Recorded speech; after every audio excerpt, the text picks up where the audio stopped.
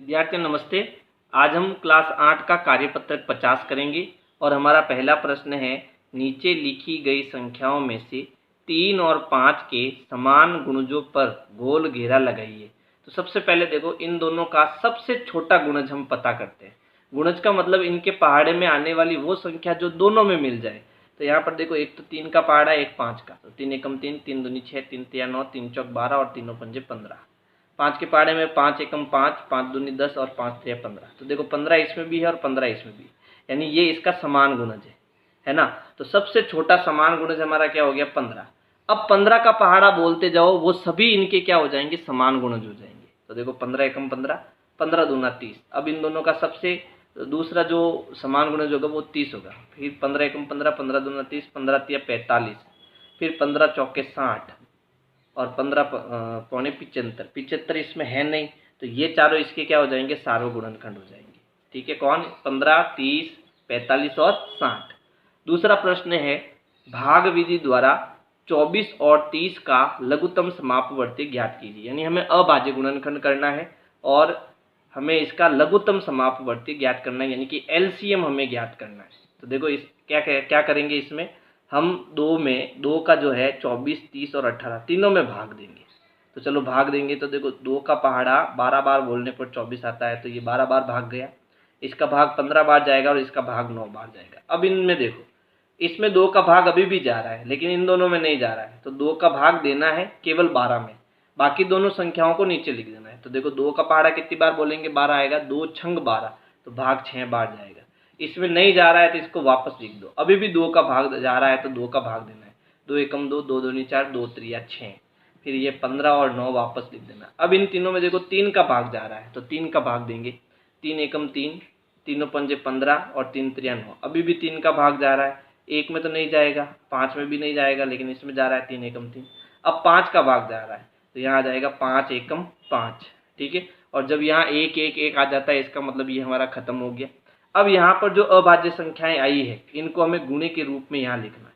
तो पहले 2 तो यहाँ आ गया, फिर 2 गुणा 2, फिर गुणा 2, फिर गुणा 3, गुणा 3 और गुणा 5। इन सब का जब हम गुणा करेंगे तो हमें 360 मिलेगा, जो इन तीनों संख्याओं का क्या होगा, लघुत्तम समापवर्ती होगा, एलसीएम होगा।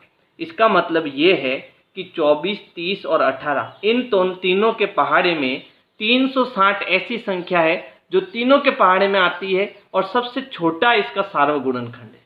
ठीक है, चलो अगला प्रश्न देखो, प्रश्न संख्या 3, भाग विधि द्वारा 72 और 48 का लघुत्तम समापवर्ती ज्ञात कीजिए। देखो 72 और 48 दोनों सम संख्या है, इसलिए पहले हम इसमें 2 का भाग देंगे, तो ये 36 बार जाएगा और ये 24 बार। अभी भी दोनों सम है, तो इसमें हम 2 का भाग देंगे। तो 36 में 2 का भाग कितनी बार जाएगा, 18 बार। 18 एकम 18, 18 दूना 36 होता है। फिर 24 में 2 का भाग 12 बार जाएगा। इन दोनों में फिर 2 का भाग देंगे, 2 में 18 होता है, 9 बार भाग जाएगा। 2 छंग 12 होता है, 6 बार भाग जाएगा। अभी यहाँ 6 है, तो अभी भी हमें 2 का भाग देना है, क्योंकि 2 का भाग अभी भी जा रहा है। 9 में तो नहीं जाएगा, लेकिन 6 में जाएगा। 2 त्रिया 6।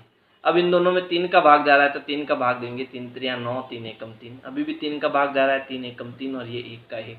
यहाँ 1 1 आ गया, इसका मतलब ये खत्म हो गया। अब इन सब का जब हम गुणा करेंगे तो हमें क्या मिलेगा, लघुत्तम समापवर्ती यानी कि एलसीएम मिलेगा। चलो, तो ये 2 हो गया, फिर गुणा 2, गुणा 2, फिर गुणा 2, गुणा 3 और गुणा 3। इस सब का गुणा करेंगे तो हमें 144 मिलेगा, यानी कि 72 और 48 का एलसीएम जो है वो क्या है, 144 है।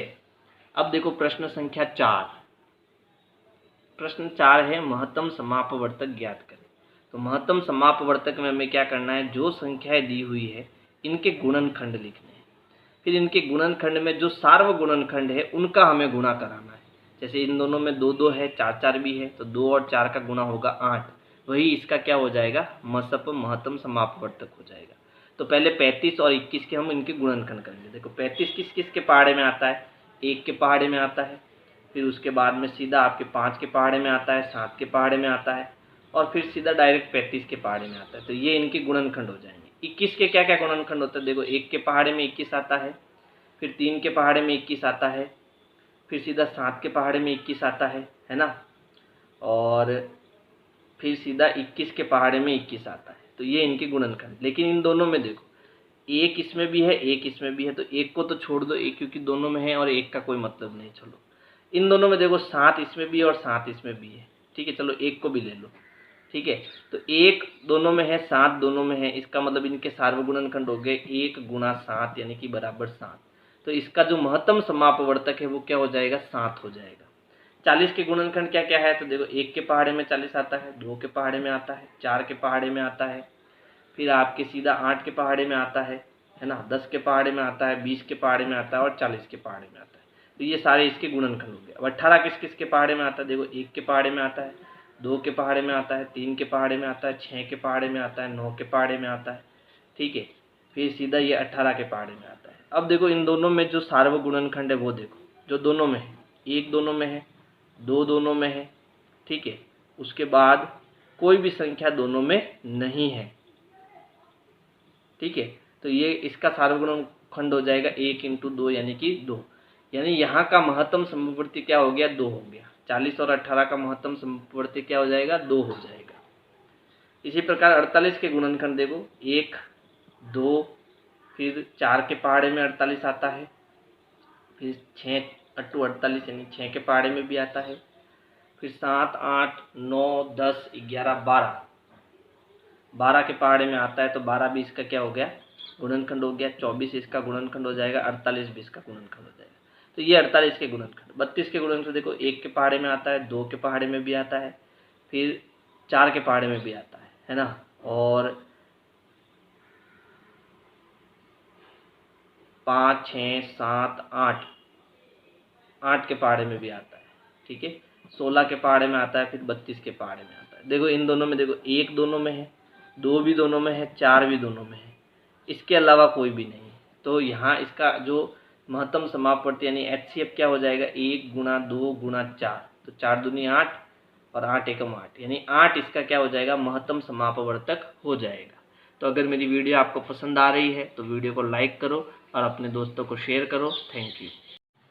प्लेलिस्ट के लिए आपको सर्च करना है विनय क्लासेज ब्लॉग। सर्च करने के बाद आपको मेरा चैनल दिखेगा, आपको चैनल में जाना है। चैनल में जाने के बाद आप प्लेलिस्ट में जाएंगे तो प्लेलिस्ट में आपको सारे कार्यपत्रक मिल जाएंगे।